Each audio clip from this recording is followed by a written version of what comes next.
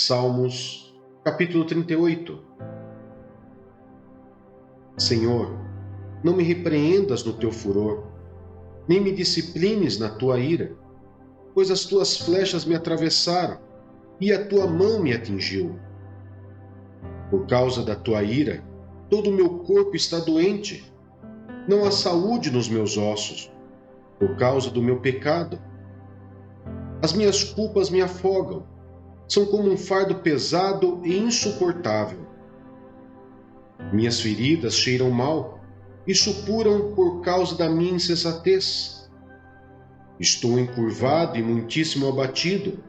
O dia todo saio vagueando e pranteando. Estou ardendo em febre. Todo meu corpo está doente. Sinto-me muito fraco e totalmente esmagado. Meu coração geme de angústia. Senhor, diante de ti estão todos os meus anseios. O meu espírito não te é oculto.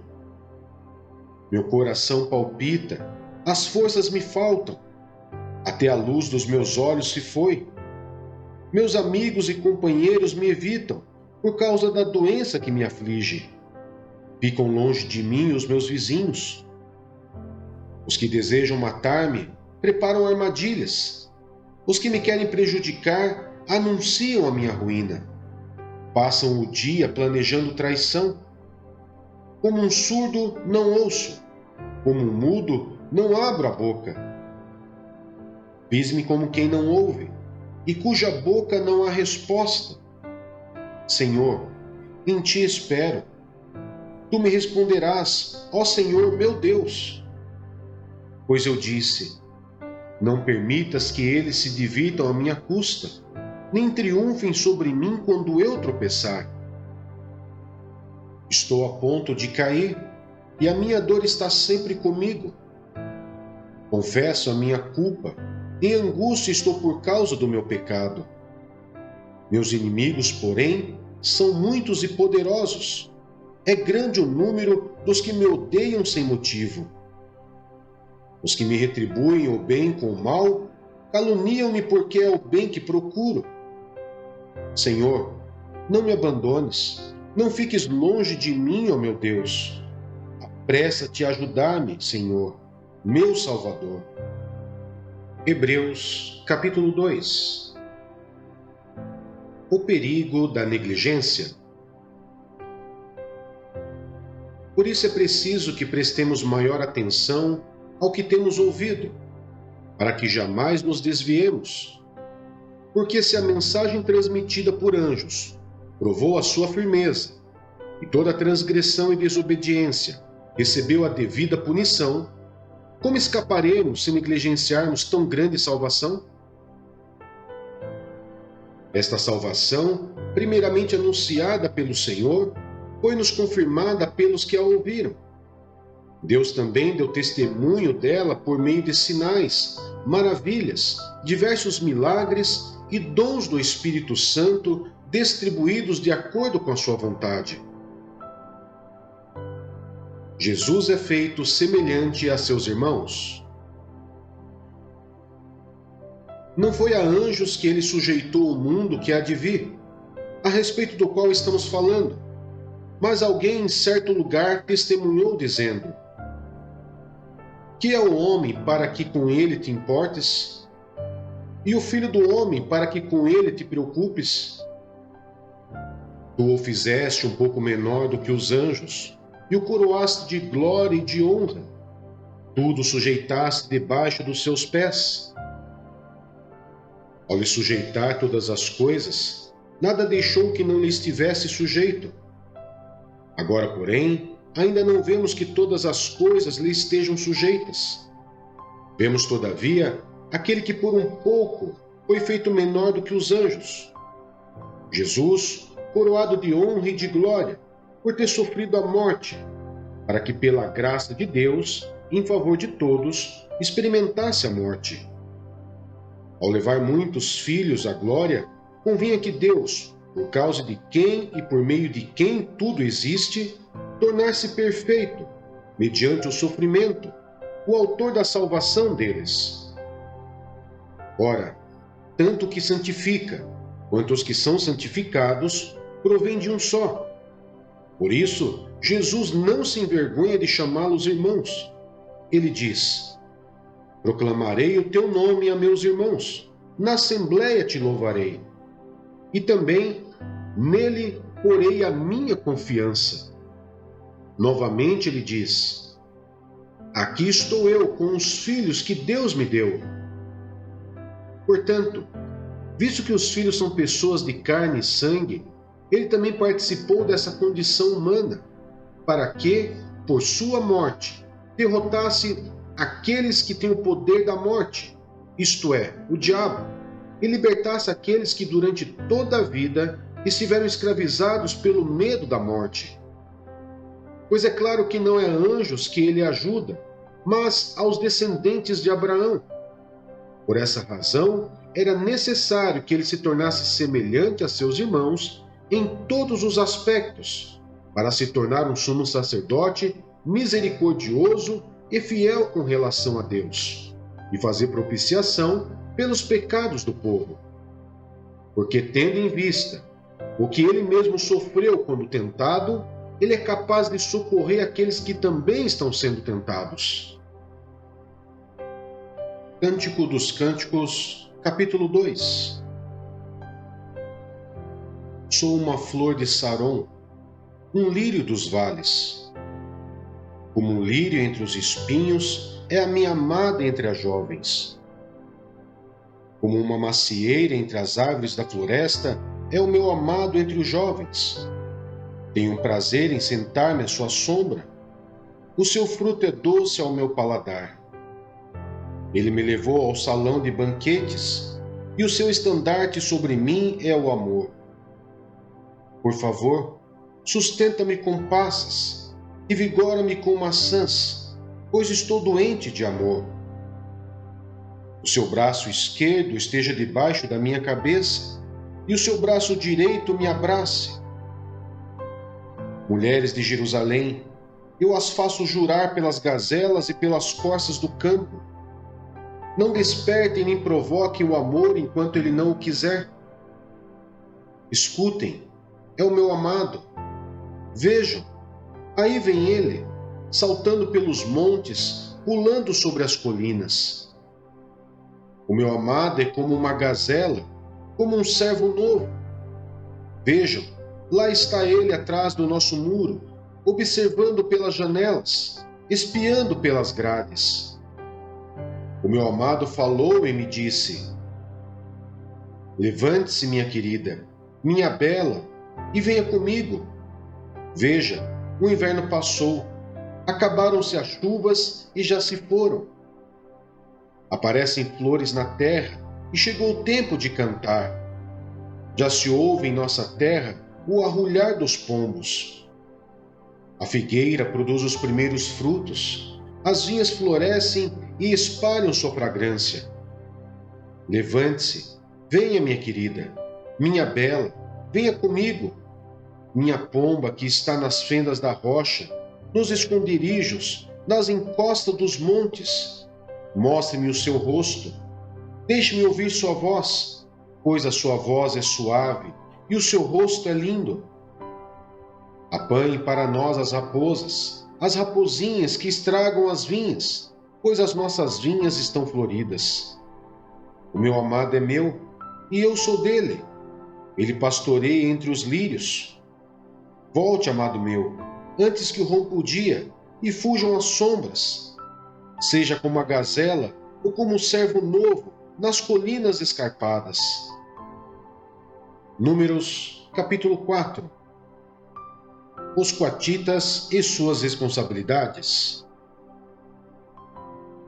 Disse o Senhor a Moisés e a Arão: façam um recenseamento dos coatitas na tribo de Levi, pelos seus clãs e famílias.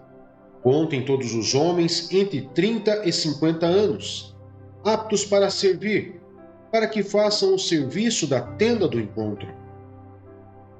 O serviço dos coatitas na tenda do encontro será o cuidado das coisas santíssimas. Quando o acampamento tiver que mudar, Arão e os seus filhos entrarão e descerão o véu protetor, e com ele cobrirão a arca da aliança. Depois a cobrirão com couro, estenderão um pano inteiramente azul sobre ela e colocarão as varas no lugar. Sobre a mesa da presença, eles estenderão um pano azul e colocarão os pratos, os recipientes para incenso, as tigelas e as bacias para as ofertas derramadas, e os pães da presença, que devem estar sempre sobre ela. Sobre tudo isso estenderão um pano vermelho e o cobrirão com couro. Depois colocarão as varas no lugar. Pegarão também um pano azul e cobrirão o candelabro usado para iluminação, as suas candeias, as suas tesouras de amparo, os seus apagadores e todos os jarros para o seu suprimento de óleo. Em seguida, a embrulharão com todos os seus utensílios numa cobertura de couro e colocarão num suporte para carregar. Sobre o altar de ouro estenderão um pano azul e o cobrirão com couro e colocarão as suas varas no lugar. Apanharão todos os utensílios usados na ministração do santuário, depois o embrulharão num pano azul e os cobrirão com couro. A seguir os colocarão num suporte para carregar. Tirarão a cinza do altar de bronze e estenderão sobre ele um pano roxo. Colocarão sobre ele todos os utensílios usados na ministração do altar: os braseiros, os garfos de carne, as pás e as bacias de aspersão. Sobre ele estenderão uma cobertura de couro e colocarão as varas no lugar. Quando Arão e seus filhos terminarem de cobrir os utensílios sagrados e todos os artigos sagrados, e o acampamento estiver pronto para partir, os coatitas virão carregá-los, mas não tocarão nas coisas sagradas. Se o fizerem, morrerão. São esses os utensílios da tenda do encontro que os coatitas carregarão.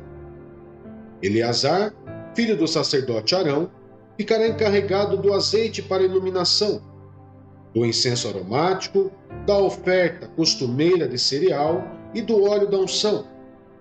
Ficará encarregado de todo o tabernáculo e tudo o que nele há, isto é, seus utensílios e seus artigos sagrados.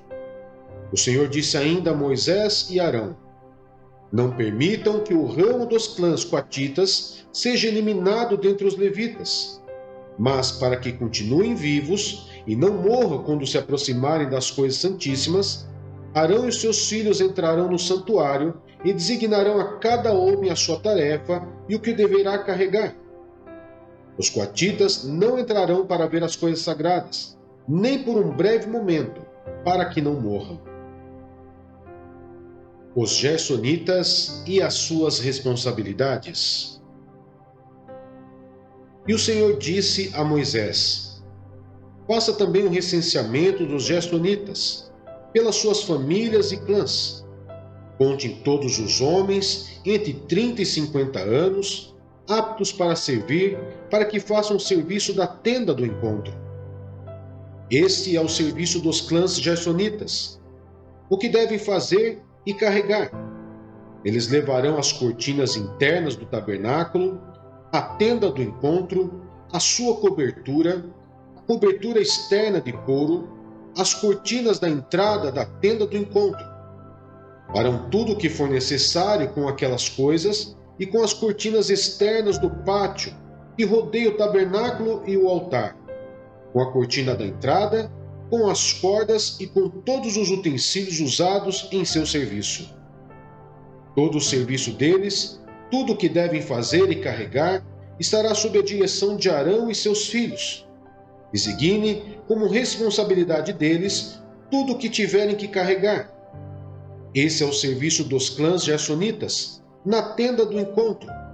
Suas atividades estarão sob a supervisão de Itamar, filho do sacerdote Arão. Os meraritas e as suas responsabilidades. Conte os meraritas conforme os seus clãs e famílias. Todos os homens entre 30 e 50 anos, aptos para servir, para que façam o serviço da tenda do encontro. Esta é a responsabilidade deles no serviço que deverão realizar na tenda do encontro: carregar as armações do tabernáculo, seus travessões, suas colunas e suas bases, bem como as colunas do pátio, que rodeia a tenda, com suas bases, suas estacas e suas cordas, todos os seus utensílios e tudo que está relacionado com o seu uso. Designe a cada um aquilo que deverá levar. Esse é o serviço dos clãs meraritas. Todo o serviço deles na tenda do encontro estará sob a supervisão de Itamar, filho do sacerdote Arão. O recenseamento dos levitas. Moisés, Arão e os líderes da comunidade contaram os coatitas, conforme seus clãs e famílias, todos os homens entre 30 e 50 anos, aptos para servir, para que fizessem o serviço da tenda do encontro. Foram contados, conforme os seus clãs, 2.750 homens. Esse foi o total de recenseado dos clãs coatitas que serviam na tenda do encontro. Moisés e Arão os contaram de acordo com a ordem do Senhor, anunciada por Moisés. Os gersonitas foram contados conforme os seus clãs e famílias, todos os homens entre 30 e 50 anos, aptos para servir, para fazer o serviço da tenda do encontro. Foram contados, conforme os seus clãs e famílias, 2.630. Esse foi o total de recenseados dos clãs gersonitas, que serviam na tenda do encontro. Moisés e Arão os contaram de acordo com a ordem do Senhor. Os meraritas foram contados conforme os seus clãs e famílias, todos os homens entre 30 e 50 anos, aptos para servir, para fazer o serviço da tenda do encontro. Foram contados conforme os seus clãs, 3.200. Esse foi o total de recenseados dos clãs meraritas, que serviam na tenda do encontro. Moisés e Arão os contaram de acordo com a ordem do Senhor, anunciada por Moisés.